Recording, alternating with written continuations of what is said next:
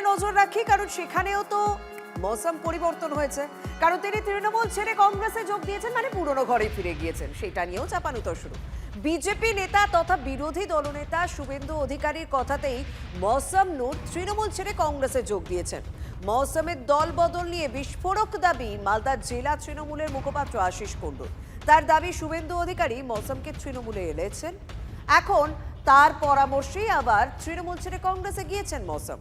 একসময় এই আশিস কুণ্ডু নিজেও মালদা জেলার রাজনীতিতে শুভেন্দু ও মৌসুম ঘনিষ্ঠ বলেই পরিচিত ছিলেন। মৌসুমের এই দল বদল নিয়ে তৃণমূলের মালদা জেলার অধিকাংশ নেতাই মুখে কুলু পেটেছেন। মৌসুমের দল বদল নিয়ে তৃণমূল নেতা আশিস কুণ্ডুর দাবিকে কটাক্ষ করেছে জেলা বিজেপি নেতৃত্ব।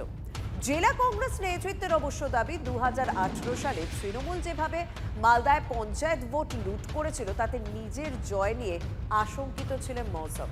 সে কারণেই মৌসুম কংগ্রেস ছেড়েছিলেন, দাবি কংগ্রেস নেতা মোস্তাক আলমের। এমনিতেই তৃণমূলের উপরে মানুষ ক্ষুব্ধ হয়েছে। তৃণমূল পার্টি কারণ পুলিশের উপরে তো ভর করে লুটতারায় অত্যাচার ছাড়া আর কোনো কিছু নাই। বিজেপিকে সুযোগ বুঝে বিজেপির সাথে ঘর করা, এটা মানুষ বুঝতে পেরে গেছে। মানুষ এবার কিন্তু তার যোগ্য জবাব দেবে। অনেক দিন হয়েছে, সারা বাংলায় মানুষ উত্তাল হয়ে আছে, তার ভোটাধিকার থাকবে কি থাকবে না সেই ব্যাপারে একটা কথা সাংসদ মৌসুম নূরের মুখ থেকে শোনা যায়নি। তিনি তার রাজ্যসভার টার্ম যেই শেষ হতে যাচ্ছে সঙ্গে সঙ্গে কী করলেন, আরেকটা দলে পালিয়ে গেলেন, আবার পিছনের দরজা দিয়ে হয়তো সোনিয়াজিকে ভুল বুঝিয়ে আবার রাজ্যসভার সাংসদ হওয়ার লক্ষ্যে। এর আগে এই শুভেন্দু অধিকারীর হাত ধরে রাজ্যসভার সাংসদ হয়েছিলেন এই মৌসুম নূর। সেদিনকে আবেগবান নেত্রী, আমাদের প্রিয় নেত্রী মমতা বন্দ্যোপাধ্যায়কে ভুল বুঝিয়ে রাজ্যসভার সাংসদ হয়ে 6 বছর ধরে রাজ্যসভার সুবিধা ভোগ করলেন। এরা সুবিধা। আমরা তৃণমূল কংগ্রেসকে বলতে চাই ভারতীয় জনতা পার্টির পক্ষ থেকে, দেখুন ভারতীয় জনতা পার্টির ক্ষমতা কত এটা তৃণমূল কংগ্রেস কিন্তু বুঝতে পেরেছে। কারণ আমাদের বিরোধী দলনেতার কথাতে যদি কংগ্রেস এবং তৃণমূল কংগ্রেস পরিচালিত হয় তো সার্বিকভাবে এটা ভারতীয় জনতা পার্টির জয়।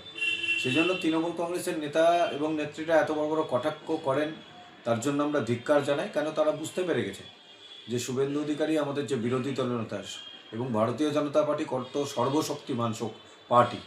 এই মুহূর্তে যা খবর পাওয়া যাচ্ছে, 20টি লোকাল ট্রেন বাতিল হয়েছে হাওড়ায়। 3 দিন ব্যাপী ভোগান্তির আশঙ্কায় যাত্রীরা।